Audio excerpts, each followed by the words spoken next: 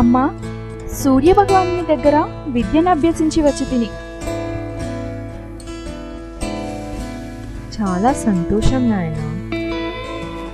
సాక్షాత్తు శ్రీ సూర్యభగవానుడే నీకు గురువైనందుకు నీ తల్లిగా నేను మిక్కిలి ఆనందపడుతున్నాను. నీకు విజయమగుగాక. ధన్యవాదములు. ఎంత విద్యను అభ్యసించినా, ఎంతటి గొప్పవాడైనా కూడా సహజ సిద్ధంగా కోతులకుండే లక్షణాల నుండి బయటపడలేకపోయాడు మన హనుమంతుడు.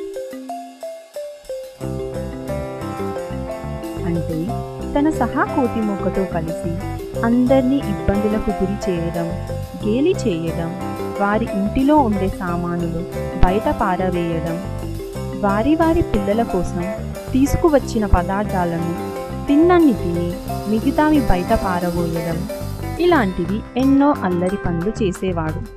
ఈ విషయం కాస్త అంజనాదేవికి తెలిసింది. నాయనా హనుమా, నీవు చేస్తున్న పనులు వింటుంటే నా మనసుకు చాలా బాధ కలుగుతుంది.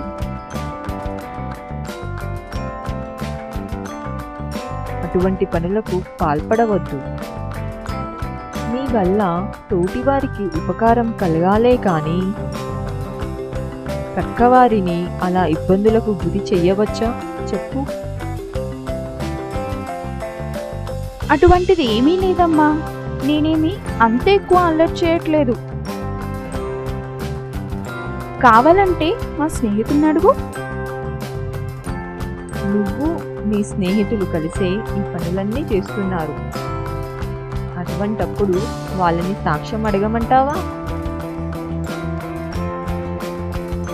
తప్పు నాయన, అటువంటి పనులు కూడదు.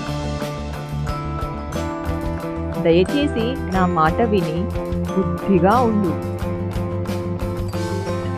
సర్లే, నువ్వు అంతలా బాధపడకు. మరీ అంత ఎక్కువ అల్లరి చేయనులే అని చెప్పి తుర్రుమన్నాడు. హతవిధి స్వామి, ఇలా అయినా నువ్వే వీడిని సరైన దారిలో పెట్టు.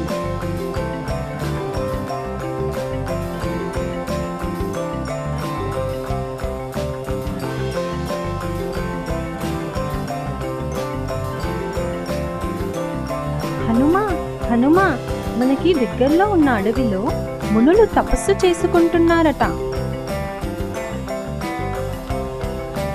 పద వెళ్దాం. సరే పదండి.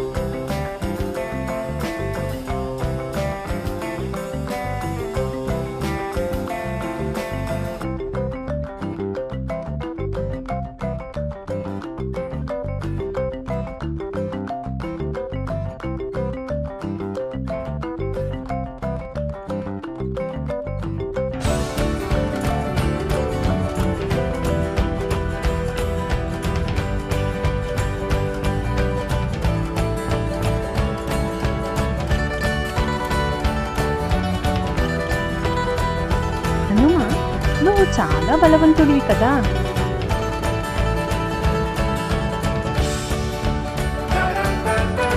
ఆ చెట్టు కొమ్మలను బలంగా ఊపు.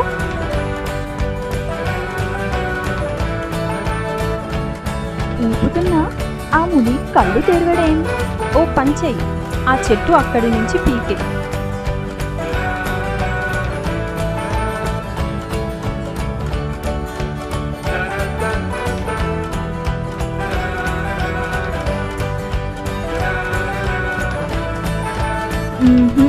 లాభం లేదు, అయినా కళ్ళు తెరవడం లేదు.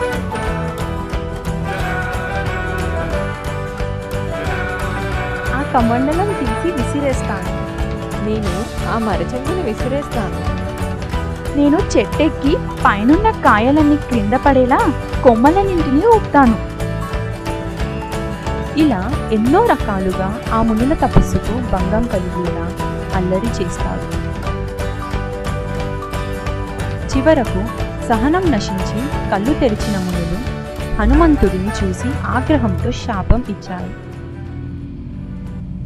హనుమ, ఏ వరాల వల్ల ఇవన్నీ చేస్తున్నావో బలవంతుడివి అని విర్రవీగుతున్నావో అవన్నీ ఈరోజు మర్చిపోదువుగాక.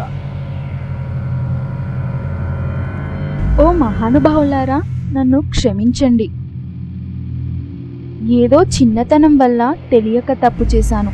నాకు శాప విమోచనము సెలవివ్వండి. నాయన హనుమ, తెలిసి చేసిన తెలియక చేసిన తప్పు తప్పే. సందర్భం వచ్చినప్పుడు నీలో ఉన్న బలాన్ని శక్తులను కొంతమందిని గుర్తు తెస్తారు. అప్పటి నుండి యథాతథంగా నీ శక్తులన్నీ నీకు వస్తాయి. అప్పటి వరకు ఓ సాధారణ కోతిలా మామూలు జీవితాన్ని గడుపుతావు. వెళ్ళిరా నాయనా. ధన్యవాదములు స్వామి.